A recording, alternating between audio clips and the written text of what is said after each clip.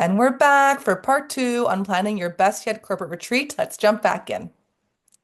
I have my next question. There is a cost to doing retreats, right? There's the cost for the facilitator, cost for the event planner, obviously other costs. Should leaders and CFOs be trying to calculate the ROI of their retreats and development days, or are these retreats just the cost of doing business? It's just rolled into your expenses. Me, I would say it's really the cost of doing business, and the ROI oftentimes is employee retention, right? When you're able to do these retreats, like there's significant benefits that come out of these retreats if you plan and do them properly, right? From increased productivity in the office, which will then have a direct impact on your bottom line. I mentioned employee retention. When you have the best talent and you take care of the best talent, they stay with you, right? And that is a cost. If you have to think about your best talent leaving and having to bring in new talent all the time because you're not taking care of them, you're not bringing them to these retreats, you're not investing in them, that's a cost that you might not necessarily be calculating right now, but you will be paying for, right? So if you're looking specifically at measuring your ROI for the retreat by saying, here's what it costs and it's too much, you're not really looking at this thing holistically because oftentimes you don't see that ROI for sometimes 6 months, 12 months, or even 18 months later. And this is why it's so important to have continuous retreats because you're going to continue to invest in those individuals so then you'll be able to see the benefits long term. So let me just respond to that a little bit as well, because I do agree the employee retention issue, etc. So certainly at the more senior levels, everyone's got a professional development budget. You're going to go to such and such, you're going to spend 10, 20, 30, $50,000 on whatever that executive education is, right? And somebody else is going to spend a whole bunch of money doing that. And the rationale for that is that, well, you're going to bring stuff from the outside in, right? Pardon me, and there's a place for that, right? And yeah, we can do that too, just come to our stuff and but we're talking about retreats here. And I think that the interesting idea of saying, can we bring a group of people into a particular venue, time and space, and can we actually do training together so that it would stick? Right? So that there's that common vocabulary, so that there's this common process, so that there's the problem being solved, whether it be something soft like culture or something specific like strategic planning or a budget process or some other particular outcome, right? But I think that if you're spending the money on professional development anyway, why don't you do it in a way that it's actually self-reinforcing, right? And solving a problem at the same time. And I think when it comes to calculating ROI, and I totally agree, by the way, that the sort of feeling and the ambiance and the food and the quality of the room and some of the space and everything are actually quite important. But I'm shocked sometimes when I see just the amount of the budget that is spent on say airplane tickets or travel, etc., as opposed to actually having a better experience actually at the venue with respect to the content itself, right? It's shocking to me, if you want to bring people to a fancy place and hey, this is kind of like part of your compensation to have fun in this place. If that's the objectives, that's not a problem. But I see, what's the how much is spent on the professional development aspect of it is being a very important thing because once you're able to say, okay, so if, for example, we invest in people to do X better, you should be able to take a look at the outcome of what they're doing and say, okay, well, they're doing that better, and that means that we've de-risked the business or we've improved our business development or we've reduced our costs or we've made sure that the strategic direction is in a particular different way. So I think I think all of those things are particularly important. Now, I see in the comments, Donald Cooper asks whether the traditional purpose is to examine, ponder, update, determine, and document the strategic future of the business. Are there other more limited focuses for function-specific retreats? The answer is absolutely. I think in the olden days, and not, I'm not a spring chicken here, okay, but in the olden days, the retreat was we're setting the strategy. We need time away to set the strategy, and we're just going to be working on the strategy. But you know what? There's other purposes for the retreat. I went over some of them before. Let's say there's a merger. You need to get the teams together on the same page and build an appropriately tighter senior leadership team. And they can't, everyone's running like 200 miles an hour, right? So you can't do that, without actually taking a breath for a moment. Sometimes there's a particular challenge, there's a disruption or a transformation somewhere in the industry. Um, maybe there's a major political change where all of a sudden trade patterns are changing or may change, and it's a crisis, and you've got to actually get your best brains together to see about addressing a particular issue. Maybe it's to consider, a change like, where does AI fit, right? Or gee, to not think about just the strategy, but maybe it's a more of a tactical one, right? Gee, we've got all kinds of different financial reporting in all of our different divisions around the world. We need to figure out how to actually do this the right way. Maybe it's a decision to move to a shared service model rather than every group doing it their own different way. And now we've got to figure out how that actually might actually work. There could be any particular reasons, but the idea of saying, let's take people out of the day-to-day so they could focus on addressing a particular issue, then that is what I would call a retreat where there's a specific outcome. It's not just a spiff like a freebie trip, right? If you want to be part of the President's Club and get to go to Hawaii and you do, one session on professional development, that's not exactly a retreat. By the way, we love Hawaii. We'd love to go there if you're going to do that kind of thing, but that's not really the goal, right?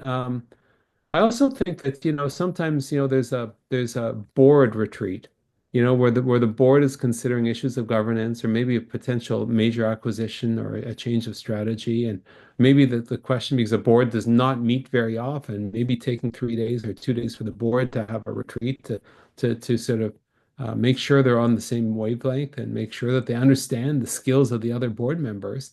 There's a place for that, and that's not purely strategic planning, but that's something else.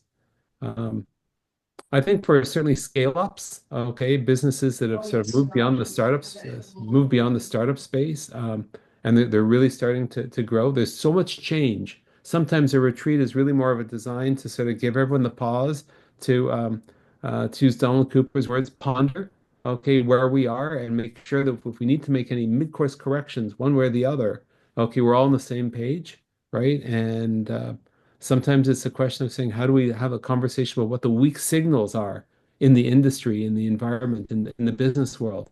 That maybe everyone putting together their little piece of the puzzle, we've got a picture we might not have had before, right? So there's a million different reasons why you might actually consider um, this kind of expenditure and the ROI of it. It's got to make sense. But let's not spend all the money on on on uh, on getting the most expensive fill in the blank. Let's make sure that the content and the learning and the what comes out of it can actually make a difference, right?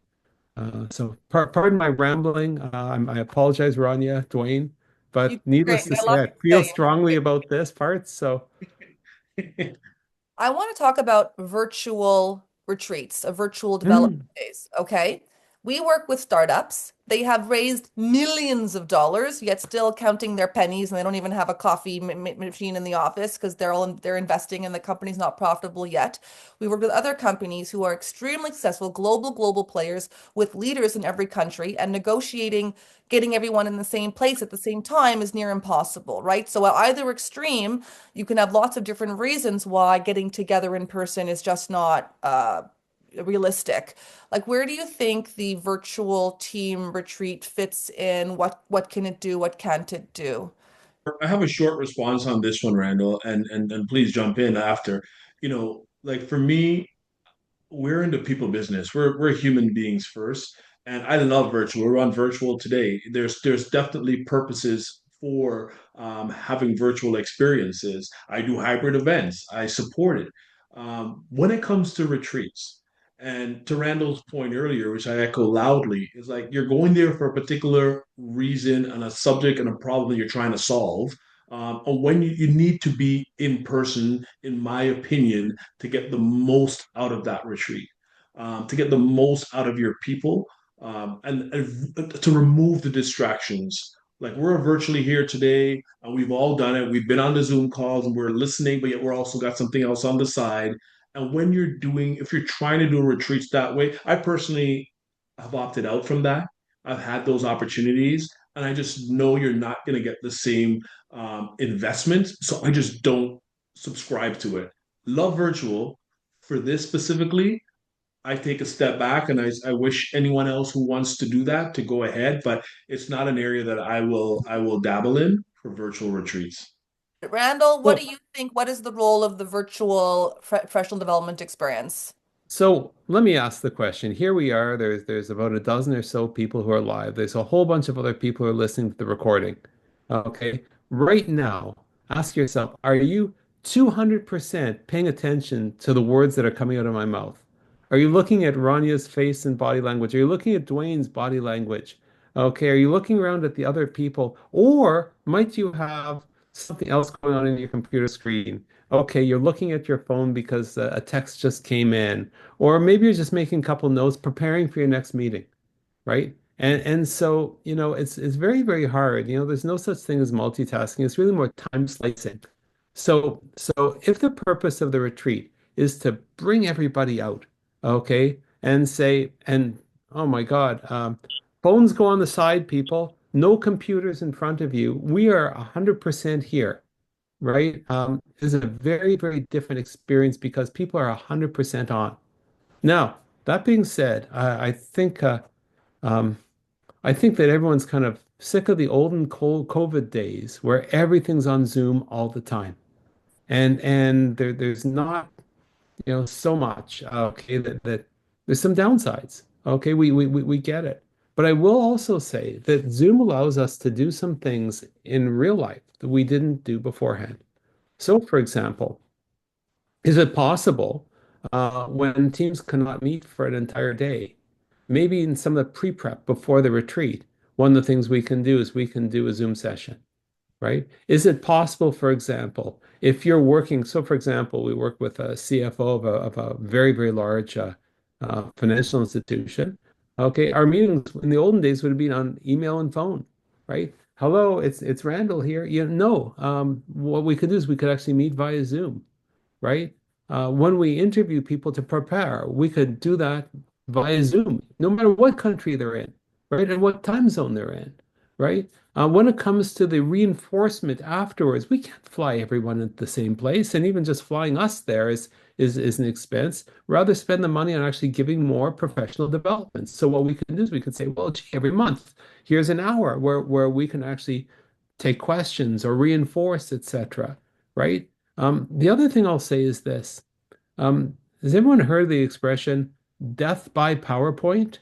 Oh my God. Do you notice this session that we're doing today? There's no PowerPoint, right? It's actually real people having a conversation, right? And I think that being a communicator who can hold the attention is a skill, just like being an analyst is a skill, or financial planning is a skill, or event organization. Dwayne's expertise is a skill.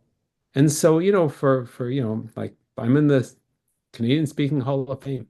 Well, guess what? There's some external recognition of the fact that perhaps I might be an interesting person to listen to. But the reason why I'm in that hall is not because of that. It's because there's a skill in helping people understand concepts, right? And I think that if you have to do virtual, you have to do your very, very best to reduce the number of things that will make it less successful than more. We prefer in person without a question. But when there is, when the client says, no, it has to be for this reason, we've got all kinds of ideas as to how to reduce the bad and do more of the good. Sue. You go by both Sues? I'd love to hear your question. It's just about virtual because honestly, like I know Randall, you prefer in person. In virtual, it's my preference, and I feel like it's got a lot of advantages for business, like as well, and for diversity of and accessibility.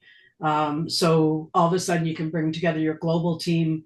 You can do them more often. They're greener. So what else? What I'll say is you're right in one way, which is um, there's a place for virtual meetings, right? I mean, we've become very adept at it. I'll also say that taking people away from their day job for like half a day, for an entire day, it's so hard to keep their attention. And I'm a pro at it in hybrid.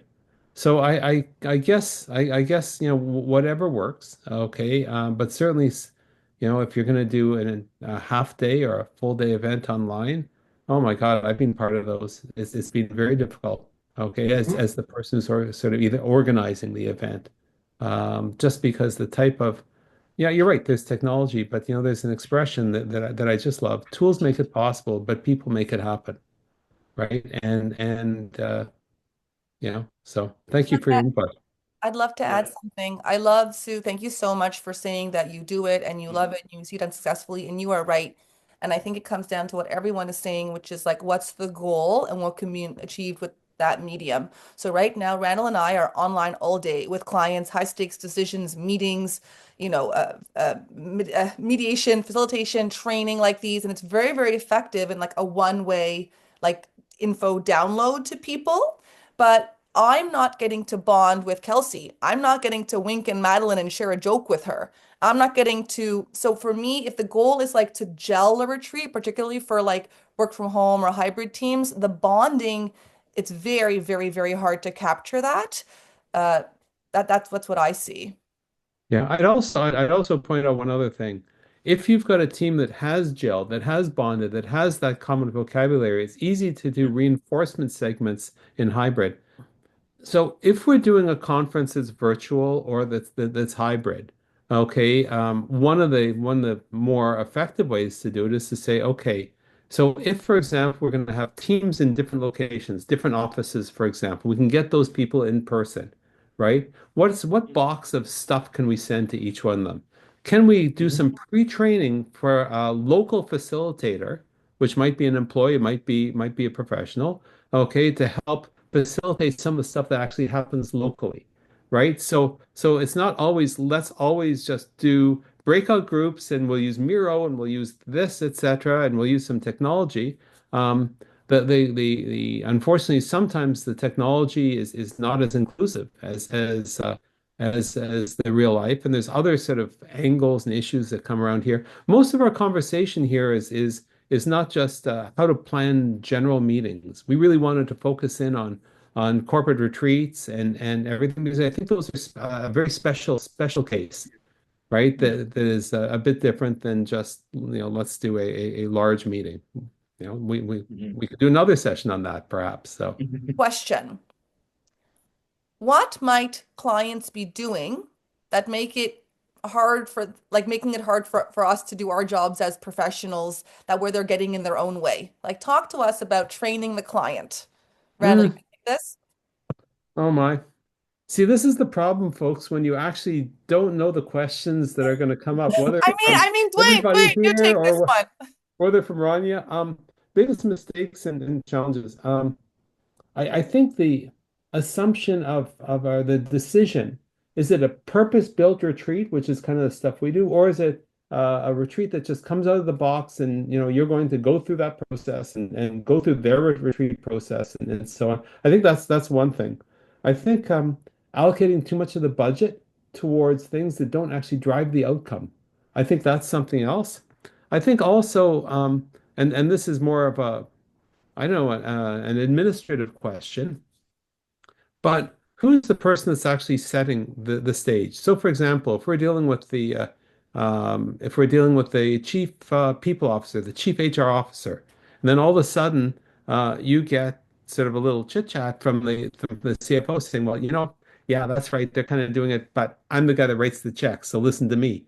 Right? And then you meet with the CEO saying, "Well, here's what my vision is." Okay. And of course, when you see the differences between all these people, okay, it makes it a bit challenging for us. By the way, it also is indicative of perhaps some of the stuff that we need to address on the retreat itself, right? But Absolutely. but when the senior leadership team has got some very different views as to what the reality is of what's needed.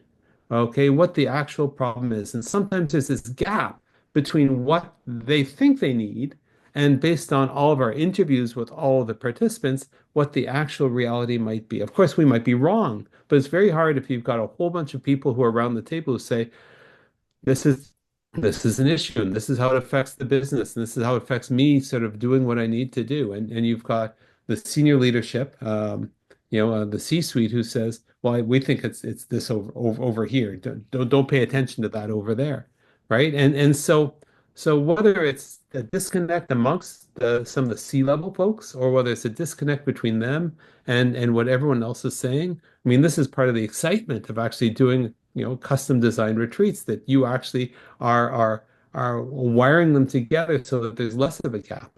But when there is a gap, that presents a challenge. We want the gap because it's better that we identify it and do something with it, but it makes the job challenging and interesting too. Dwayne, Mhm. Yeah, thoughts? yeah, absolutely. And even from my standpoint as well, like, when it comes to like making sure the client understands your role, is just really having that clear description of what is it that I'm doing and what is it that you're doing. Because what I've seen at times is that there shouldn't be an overlap, but there sometimes can be an overlap. And that causes confusion, that causes missed deadlines, that causes rework. So for me, it's really having that clear description of what is it that you're managing internally, what is our checkpoints, ensuring that we're on the same page of who's doing what. So when it comes time to execution or realizing the end goal, that we're all going to get there and get exactly what it is that we're looking for. So it's really about that communication ongoing and ensuring that everyone's on the same page of what the expectation is from all the different stakeholders. I'm, Yeah. lis- I'm listening to Dwayne and Randall list off things, and something came to mind for me. I'd like to hear your take. When I think of sort of the friction moments we've had with different clients, it has to do when possibly, I'm not a psychologist, maybe there's like a lack of control that they're feeling, and there's that stress around that. Like as leaders, they're used to being in control and giving direction, and then you've outsourced this task to somebody else. They're not someone within the company who's there day and night that they know inside out. And then there's like some friction there, and but we got to bake that cake. And if we're throwing ingredients in the pot, and they're like, "You're breaking the egg," and what are you doing over there? What do you think?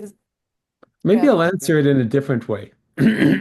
There's always a certain point when you're planning a retreat, and this is usually like a week or two before the actual retreat dates, where you've got to, you know, take the CEO to the side and say, let's talk about your role on the retreat itself, right? And usually it's, oh, what do you mean?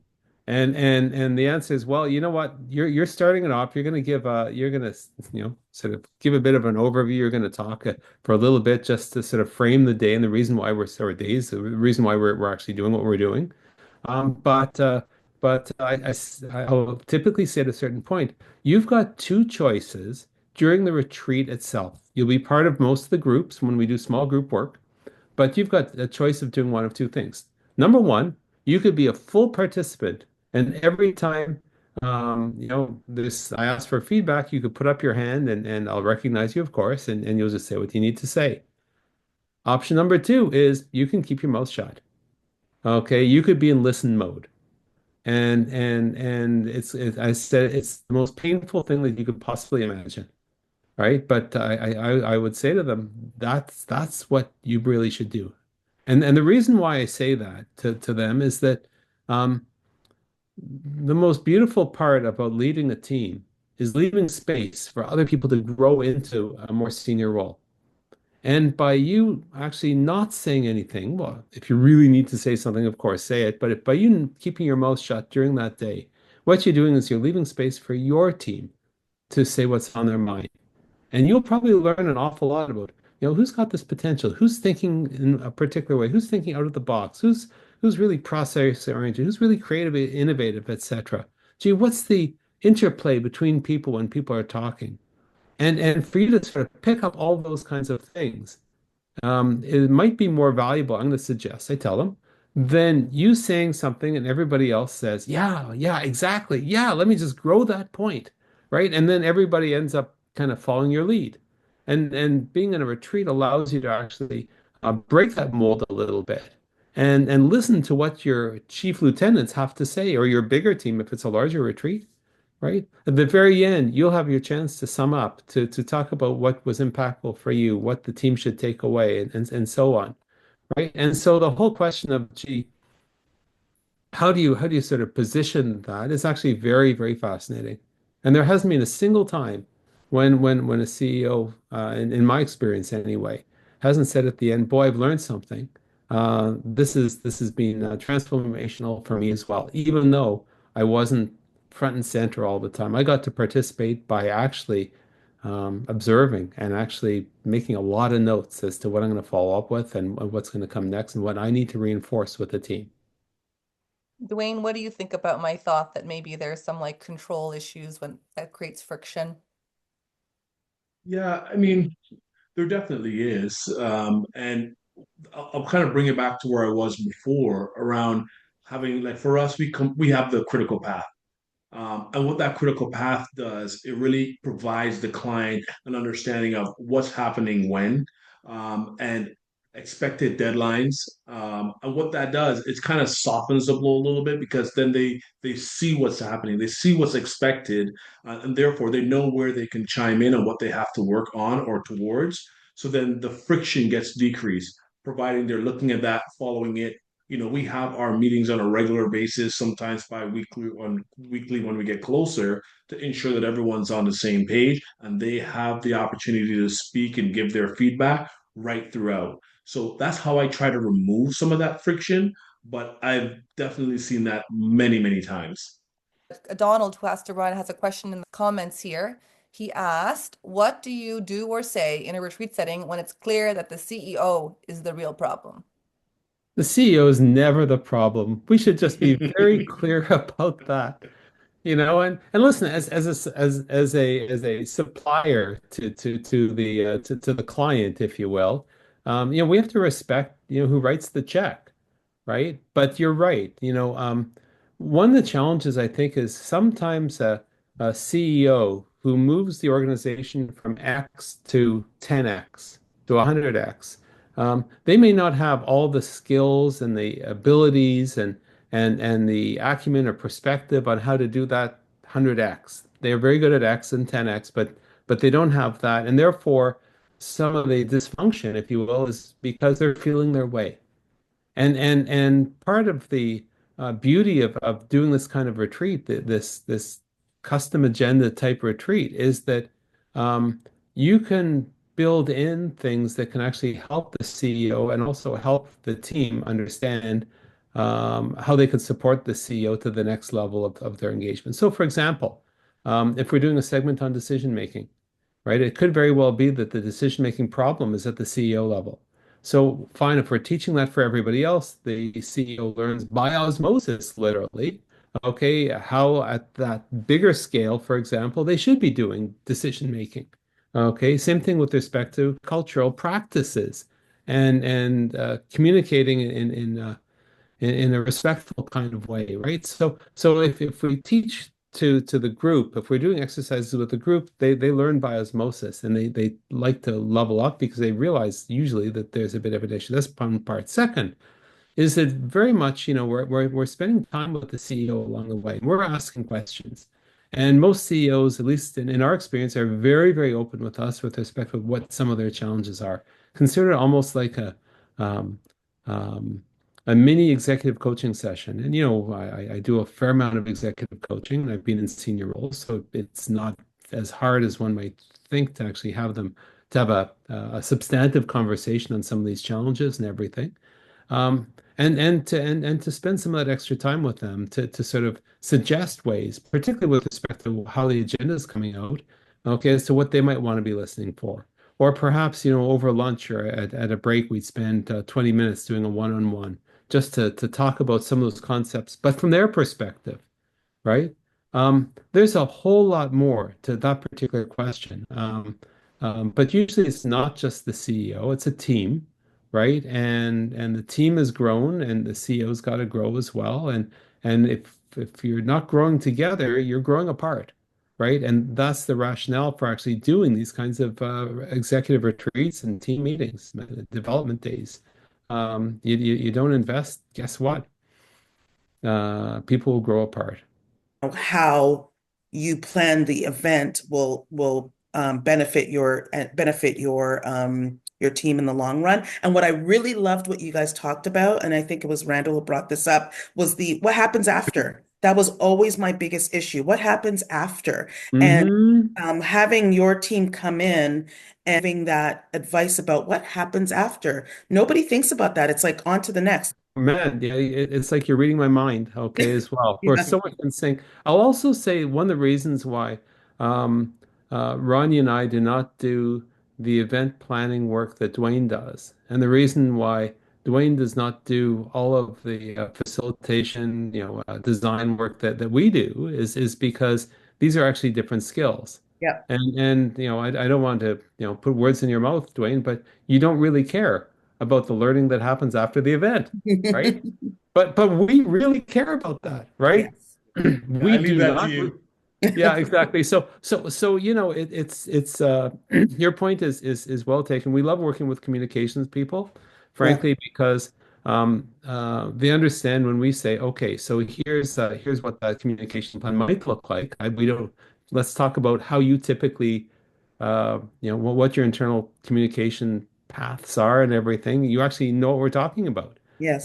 When we say, is it possible that, gee, oh, you've got an internal podcast. Gee, maybe that is something we could use to get blah blah blah blah. Like there's all kinds of stuff that we can do with communications people that is challenging when you're dealing with, say, somebody who doesn't have those skills, right? So That's no, right. thank you, thank you, thank you.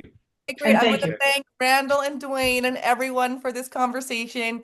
Thank you to everyone who joined and listened in. If any of the issues we talked about resonate with you, if you'd like to continue the conversation, to learn more about our approach to retreat planning and offsites, do reach out. We'd be happy to have a conversation, share resources. There are some interesting tip sheets and white papers that we have up on our website to talk about more about retreats. You can find it there. You can join these live monthly Q&A sessions. Send us an email at info@randallcraig.com to get on that invite list. You can email Dwayne@debonaircorporateevents.ca, and you can find all of us on LinkedIn, and we'll see you there and see you next time.